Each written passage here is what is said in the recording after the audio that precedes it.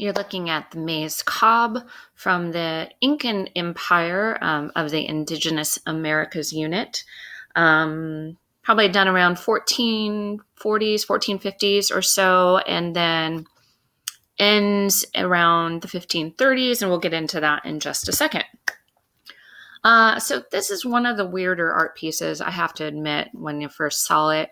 The corn cob is made of gold and silver alloy.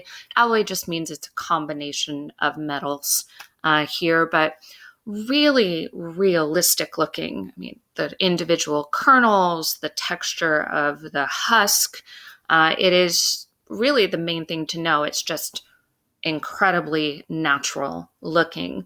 And you would find this, like, where is this piece?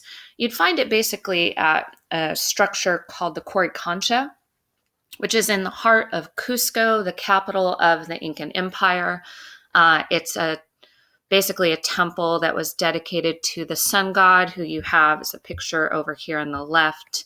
Really kind of an interesting figure there, but that's not part of the College Board image. The actual image of the building is, and outside the actual temple was a garden, incredibly realistic looking big garden, and it was just filled with sculptures that are made of different precious metals. And here's an image of a couple of these types of sculptures in addition to the Maize Cob.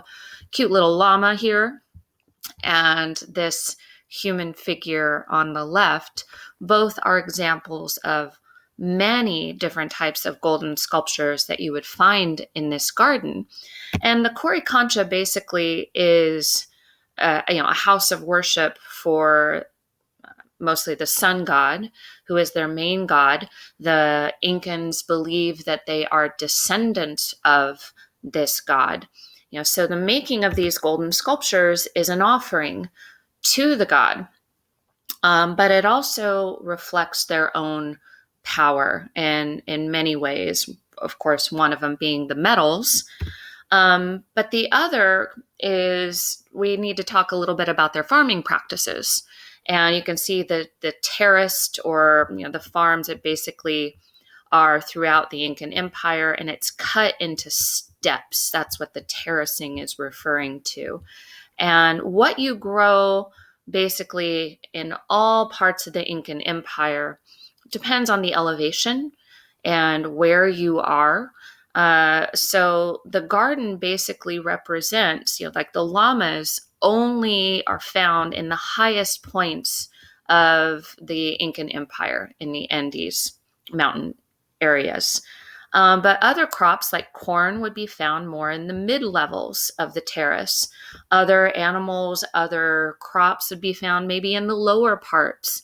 And so the garden itself, because you see all of the diversity in animals and then the crops in one place, the garden is basically showing you the wide reach of the Incan Empire and all of their wealth and power really in one place.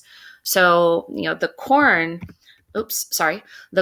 basically is a reflection of their main crop, a crop that was enjoyed during like political festivals or feasts, establishing like when they would drink beer, which is at that point made of corn. It was showing like the Incan rulers' devotion and dedication to the empire. So these crops, these animals, this garden is doing a lot of things. It's showing their devotion to their sun god, who they feel they're a descendant of. They're showing their large range of power and influence because of the varied crops and animals that they were in control of. And it shows their wealth of materials.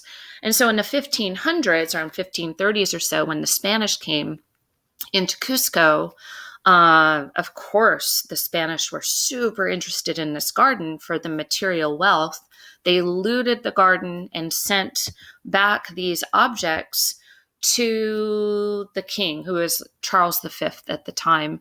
And this maize cob was found in his possession.